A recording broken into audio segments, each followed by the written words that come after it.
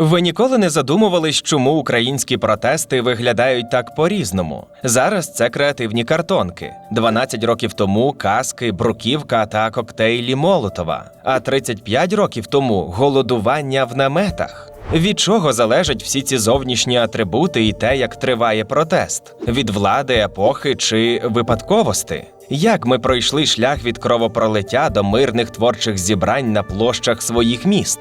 Чи може наш найгірший досвід повторитись, чи це вже остаточно в минулому? І взагалі це нормально, що нам досі доводиться протестувати? Пояснюємо. В новітній історії України було дуже багато різних протестів. Зокрема, і податковий майдан, і мовний майдан, і сейф-ФОП, і проти вакцин від ковіду. Нещодавні навіть протестували проти міфічних мігрантів. Але ми вирішили зосередитись на протестах загальнонаціонального масштабу, на тому, що стосувалось мільйонів, і про це говорили всі. І що так чи інакше змінювало суспільно-політичну картину країни. А щоб не загубитися між датами і назвами, дуже коротко нагадаємо, про які саме протести будемо говорити. У жовтні 1990-го Україна ще була частиною СРСР. Студенти розгорнули на площі Жовтневої революції, сьогоднішньому Майдані Незалежності в Києві, наметове містечко і оголосили голодування. Вони вимагали, зокрема, не підписувати новий союзний договір, провести нові вибори і відправити у відставку голову уряду УРСР Віталія Масола. За 16 днів влада погодилась на значну частину вимог. Через 10 років люди вийшли на акцію «Україна без Кучми». Цьому передували вбивство журналіста Георгія Гонгадзе та касетний скандал. Протестувальники вимагали розслідування злочину і відставки президента. Влада відповідала демонтажем наметів, затриманнями та кримінальними справами. Акція не досягла головної вимоги, але заклала фундамент, який став у нагоді вже за кілька років. В 2004-му приводом стала фальсифікація президентських виборів. Цього разу протест об'єднав і партійні штаби, і громадські організації, а ще підприємців, студентів, журналістів і сотні тисяч людей. Після масових мирних акцій і юридичної боротьби Верховний суд призначив повторне голосування другого туру. Євромайдан почався після відмови влади підписувати угоду про асоціацію з Євросоюзом. Але побиття студентів Беркутом змінило і масштаб, і сенс протесту. Люди вийшли проти насильства і безкарності, а не тільки за європейський курс. Протистояння коштувало життя понад сотні протестувальників. Віктор Янукович і деякі його поплічники втекли з України. Після Майдану протести стали частіше виникати навколо конкретних справ. Вбивства Катерини Гандзюк, переслідування Сергія Стерненка, обвинувачених у справі Павла Шеремета, поліцейського насильства та незавершеної реформи правоохоронної системи. Це вже були короткі акції під судами, МВС, прокуратурою чи Офісом президента. У липні 2025-го люди вийшли захищати незалежність антикорупційних структур НАБУ і САП. Рівно за рік цей так званий картонковий формат знову використали під час протестів проти кадрових рішень, зокрема звільнення міністра оборони Михайла Федорова. Усі ці протести мали різні приводи і результати. Та головна зміна, мабуть, все ж таки полягає в тому, що з надзвичайного і небезпечного останнього засобу протест перетворився на регулярний інструмент контролю влади. Але і спільні риси також є. Не могло ж змінитись абсолютно все. Усі наші протести відбуваються за схожим алгоритмом. Влада робить щось не те, люди обурюються і виходять вимагати інших рішень. Ну а далі вже як пощастить. Та найбільш цікаво, що і 12, і 35 років тому головна причина масових протестів була майже та сама. Революція на граніті відбувалася ще в умовах перебудови. До цього радянська влада десятиліттями демонструвала, що не сприймає вуличний протест як законний спосіб розмови з суспільством. Акції могли приховати від преси, учасників посадити у в'язницю, а заворушення придушити силою. Наприкінці 80-х репресивна система ослабла. Влада залишалася радянською, але вже не могла повністю ігнорувати суспільство. Саме тому організований мирний тиск став можливим. Студенти в 1990-му протестували, бо сприймали новий союзний договір як загрозу щойно проголошеному суверенітету та надії на незалежність. У 2004-му люди захищали не результат одного голосування, а інститут виборів в цілому. Якщо влада підтасовує їх на свій розсуд, то громадяни втрачають можливість мирно змінювати курс країни. У 2013-му відмова від угоди з ЄС для багатьох означала, що обіцяне європейське майбутнє зникає, а Україна остаточно розвертається в бік Росії. Сучасні акції теж складно звести лише до одного прізвища, закону чи установи. Незалежність антикорупційних органів люди пов'язували з верховенством права, довірою партнерів і європейським шляхом України.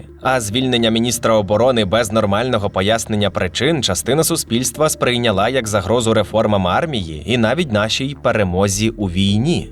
Тобто так чи інакше протести різних поколінь українців були реакцією на дії влади, які сприймались як загроза надіям на краще майбутнє. Але як можна було зібрати величезну кількість людей в одному місці, коли ще не існувало інтернету? Як вдавалось підтримувати комунікацію без мобільного зв'язку і не давати протесту згаснути? Революцію на граніті часто згадують як студентський і майже спонтанний протест. Насправді ж, студентське братство Львова і Українська студентська спілка заздалегідь визначили вимоги, обрали співголів і продумали, що робитимуть у разі арештів або розгону. Наметове містечко мало керівництво, охорону, медичну службу, прес-центр, систему перепусток і внутрішні правила. Агітаційні групи їздили університетами і підприємствами, роздавали листівки, телефонували знайомим і переконували людей приєднуватись. Така структура допомогла зберегти дисципліну, не допустити провокацій і мати людей, які могли вести переговори з владою. До акції «Україна без кучми» у 2000-му, крім студентів, додалися журналісти, правозахисники, громадські організації, ветерани національного визвольного руху та опозиційні партії. Це вже був протест різних середовищ, хоча й без єдиного лідера. Владі було складніше якось впливати на протест зсередини, та з іншого боку було незрозуміло, хто представляє всіх учасників і з ким вести переговори. Помаранчевий майдан фактично поєднав в собі елементи попередніх протестів. Були і політичні штаби, які могли вести переговори, і міцна самоорганізація. У протесті брали участь підприємці, студенти, інтелігенція, бюджетники, релігійні громади, артисти. Фактично всі, хто вважав президентські вибори сфальсифікованими. Працювала охорона, юридична і медична служби, прес-центр, сцена, польові кухні, пункти обігріву. Підприємці привозили їжу, кияни селили людей з інших міст, волонтери забезпечували повсякденне життя наметового містечка. До листівок, особистих контактів і телебачення додалися мобільні телефони, смс-розсилки, електронна пошта, форуми та сайт «Майдан». А «П'ятий канал» транслював події майже в реальному часі. У 2013-му цифрова мобілізація стала ще швидшою. Перші люди зібрались після того самого легендарного допису у Фейсбуці. А далі координація відбувалася через соцмережі, мобільний зв'язок, онлайн-трансляції та нові незалежні медіа. До Майдану приєдналися люди, які до цього ніколи не займались політикою. І ті, яких, власне, обурило підступне побиття студентів в центрі столиці. Революція Гідності створила десятки паралельних ініціатив – самооборону, автомайдан, Євромайдан СОС, медичну службу, громадський сектор, освітні і мистецькі проєкти. Умовні політичні лідери були і брали участь у переговорах, але вони не контролювали Майдан повністю. Часто вони самі мали підлаштовуватись під рішення протестувальників. Після 2014-го така модель самоорганізації залишилась. Тільки замість наметів і барикад в хід пішли фаєри, банери, графіті, фарба. Саме так організували кампанії «Хто замовив Катю Гандзюк», акції на підтримку Сергія Стерненка та обвинувачених у справі Шеремета. І так в липні 2025-го виходили на захист НАБУ і САП. Це не означає, що сучасні протести взагалі не мають організаторів. Хтось вже пише той пост у соцмережах. А також треба сформулювати вимогу, узгодити проведення з місцевою владою, якщо це потрібно. Але не існує якогось єдиного штабу чи політичного лідера, який вигадує гасла, сценарії акції, хто куди має піти і що сказати. Люди збираються різні – студенти, пенсіонери, військові, ветерани, депутати, блогери і знаменитості. У першу чергу це просто громадяни України, які відчувають, що вони особисто мають відреагувати. Як би це не звучало, усе працює на довірі. Вам не обов'язково особисто знати автора першого допису, але якщо ви бачите, що заклик підтримують ті, кому ви довіряєте, ваші знайомі чи журналісти, активісти, військові, цього вже достатньо. Крім того, що все пришвидшилось і цифровізувалось, сьогоднішні протести більше схожі на якусь світську подію. Люди йдуть туди нарядні, усміхнені, з дітьми, з домашніми улюбленцями. 20 років тому участь в протесті могла завершитись у відділку міліції або і лікарні. Як так сталося, що ми більше не боїмось поліції? Що саме змінилось за ці роки? Більшу частину української незалежності протест означав зустріч з міліцією, якій люди не довіряли. І на то були всі підстави. Даїшники, які чатують на дорозі, щоб стягнути хабар. Можливе побиття у відділку, навіть якщо ви і є потерпілий. Фабрикування справ залежно від того, хто має міцніші зв'язки з міліцейським керівництвом. А бізнес в будь-який момент могли, як це називалось, віджати за участю правоохоронців. Усе це був досвід не з чуток знайомий величезній кількості людей. При підготовці і під час протестів учасники приділяли окрему увагу взаємодії з правоохоронцями. Як мінімізувати травми при силовому розгоні? Як не вестися на міліцейські провокації? Ключове завдання самооборони Майдану полягало в організації опору діям спецпризначенців. Під час кампанії «Україна без кучми» влада не хотіла сприймати протестувальників як сторону переговорів. Намети демонтували, а після сутичок 9 березня 2001-го сотні учасників опинились у відділках. У 2004-му до Києва стягували підрозділи внутрішніх військ і «Беркут». Але масова присутність людей, розкол всередині влади та силових структур, увага міжнародної спільноти допомогли уникнути великого насильства. У 2013-му все сталося навпаки. Саме спроба розігнати невелику студентську акцію перетворила її на масовий протест. Люди зрозуміли, що якщо сьогодні «Беркут» безкарно б'є студентів, завтра на їхньому місці може опинитися будь-хто. А далі ставало тільки гірше. Диктаторські закони 16 січня, викрадення і катування активістів, тітушки, перші загиблі. А потім розстріли в лютому 2014-го перетворили Майдан на найнебезпечніший протест в історії незалежної України. Тому після Революції Гідності реформа МВС стала одним з головних запитів суспільства. З'явилась патрульна поліція, почалась переатестація. Той же «Беркут» реорганізували у полки поліції особливого призначення. Рух був у правильному напрямку, та всіх проблем ми так і не вирішили. Загибель 5-річного Кирила Тлявова, напад на Катерину Гандзюк, переслідування Сергія Стерненка, арешти у справі Павла Шеремета та інші резонансні історії знову повертали питання про насильство, безкарність і незавершені зміни в поліції та судах.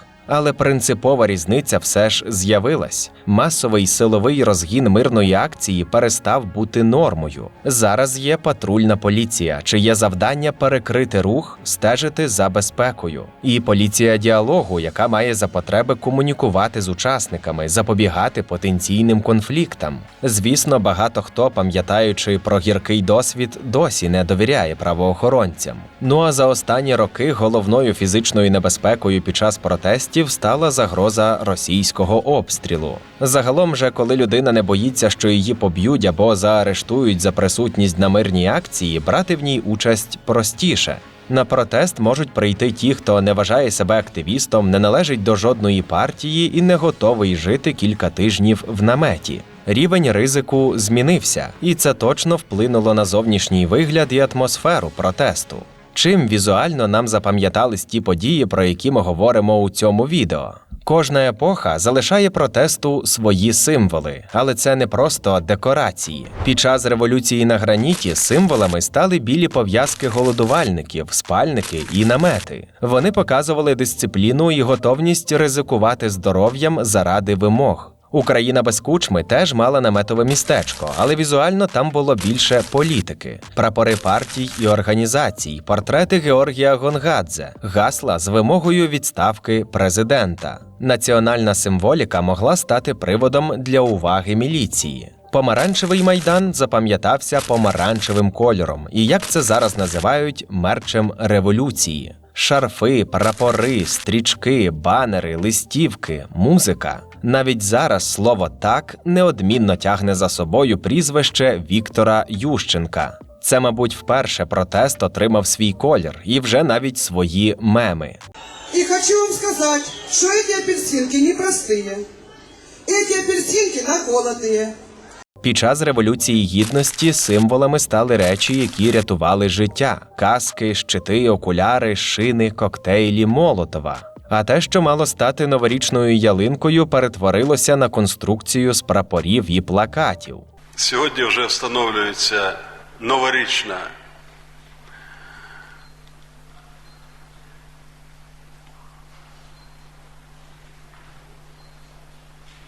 йолка.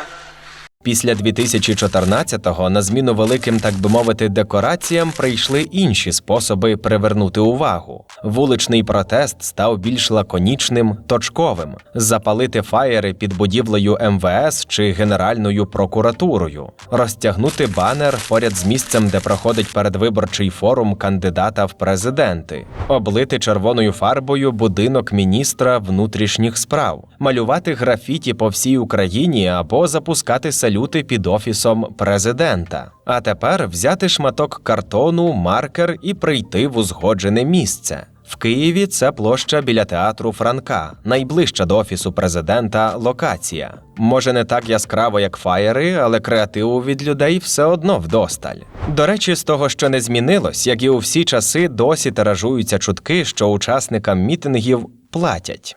Разом з формою протестів змінювалося і те, чого саме люди вимагали від влади. Перші великі українські протести були великими і за метою, і так чи інакше стосувались буквально майбутнього всієї країни. У 1990-му студенти мали 5 конкретних вимог, але за ними стояло головне питання – чи отримає Україна шанс на незалежність, чи залишиться в оновленому СРСР. У 2000-2001 роках вимоги почалися з розслідування вбивства журналіста, але швидко переросли у заклик до відставки президента і демонтажу системи Кучми. Вимога була масштабною, але як саме її мали виконати, було незрозуміло. До того ж, влада не визнавала учасників стороною переговорів. У 2004-му проблема була загальнонаціональною, але безпосередня вимога чіткою – чесно встановити результати виборів. Існував і зрозумілий юридичний шлях – рішення Верховного суду і повторне голосування. А під час Революції Гідності довелось змінити вимоги по ходу протесту. Спочатку йшлося про євроінтеграцію, після побиття студентів – про покарання винних. А коли влада буквально розпочала репресії проти активістів, вже говорили про скасування диктаторських законів, звільнення затриманих і зміну влади. Після 2014-го вимоги стали більш конкретними – розслідувати резонансне вбивство, звільнити певного міністра, переглянути конкретний вирок або не допустити ухвалення конкретного закону. Таким чином, кампанія «Хто замовив Катю Гандзюк» – це буквально конкретне питання до правоохоронної системи, хоч за ним стоїть і проблема корупції, і недоведена до кінця реформа, і поліцейське свавілля. А акції на підтримку Сергія Стерненка – вимога справедливого суду в конкретній справі. Минулого року українці теж вимагали конкретних дій – відновити незалежність НАБУ і САП.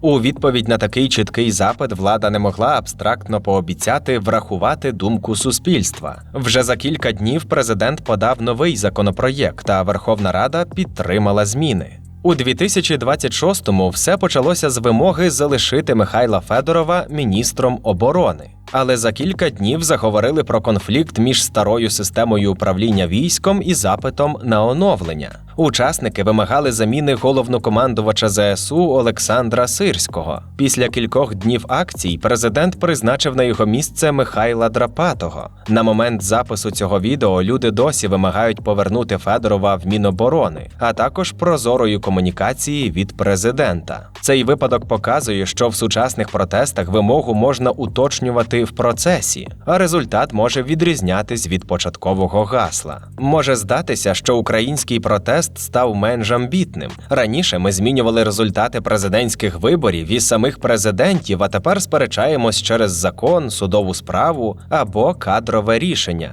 Насправді це інша політична культура. Ми не чекаємо, поки суперечливі рішення накопичаться і доведеться кричати «владу геть», а намагаємось втрутитись, поки такі рішення не стали буденністю. І протест поволі стає важелем, який коригує подальші кроки. Але чи може якась конкретна вимога гарантувати, що на площу вийдуть тисячі людей? Навряд чи. Тоді що для цього потрібно? В Україні було багато масштабних страйків і міні-майданів. Шахтарські протести, податковий і тарифний майдани, мовні акції, студентські виступи проти об'єднання університетів. Ці проблеми могли бути дуже важливими для їхніх учасників, але решта суспільства часто сприймала їх як боротьбу окремої групи. Шахтарі стоять за свої зарплати, підприємці за правила для малого бізнесу, споживачі за тарифи. Не те, що всім іншим було байдуже, але приєднатись теж не здавалось доцільним. Щоб протест став масовим, люди мають побачити в проблемі щось, що стосується особисто їх, або принаймні того майбутнього, в якому вони хочуть жити. Якщо неправильно порахувати голоси на цих виборах, то на наступних, скоріш за все, буде так само. А далі ще гірше. Якщо сьогодні Беркут б'є студентів, то завтра може побити будь-кого іншого і не понести за це відповідальності. А нечесні суди чи правоохоронці означають, що ми беззахисні. Так само, на перший погляд, точкове згортання антикорупційних реформ сприймається як загроза європейському майбутньому країни. Успішний протест має просто відповідати на питання, що саме ми можемо втратити. І люди повинні розуміти, чого вимагати, щоб цієї втрати не сталося. Але не тільки ці складові. Революція на граніті мала зрозумілі вимоги, дисципліновану організацію, представників для переговорів і момент, коли радянська система вже не могла діяти по-старому. Україна без Кучми – сильне суспільне обурення, але дуже широку вимогу розмити представництво і владу, яка обрала репресії замість переговорів. Помаранчева революція поєднала універсальну загрозу, масову коаліцію, політичне представництво і конкретний правовий спосіб досягти результату. Революцію Гідності масовою зробила влада, коли застосувала насильство до невеликої акції, а питання євроінтеграції стало питанням безпеки та гідності кожної людини. Картонковий протест 2025-го мав конкретну вимогу і можливість швидко показати владі політичну ціну її рішення, а держава залишалася системою, яка здатна відступити під мирним тиском. Якщо спробувати скласти формулу успішного протесту, то вийде приблизно таке: спільна загроза, плюс зрозумілі вимоги, плюс довіра між людьми. А ще вдалий момент. Коли все це сходиться, на площу виходять не лише активісти, а ті, хто ще вчора був впевнений, що політика їх не стосується. З успіхом все зрозуміло, та, мабуть, краще було б, якби нам не доводилось використовувати цю формулу знову і знову.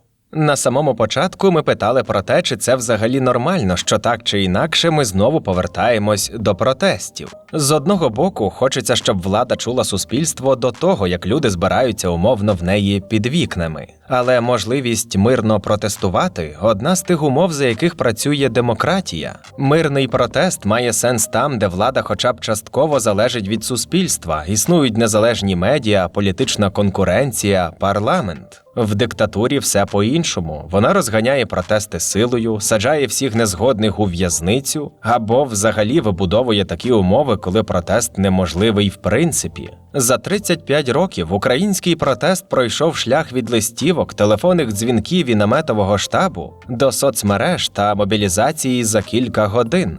Змінилась модель організації, вимоги, рівень ризику. Ми вважаємо мирну акцію звичайною частиною політичного життя. Але наші картонки не означають, що ми нічим не ризикуємо чи що нам тепер потрібно менше, ніж раніше. Просто ми намагаємось вийти з ними щодо того, як для захисту тих самих принципів знадобляться намети, каски і барикади.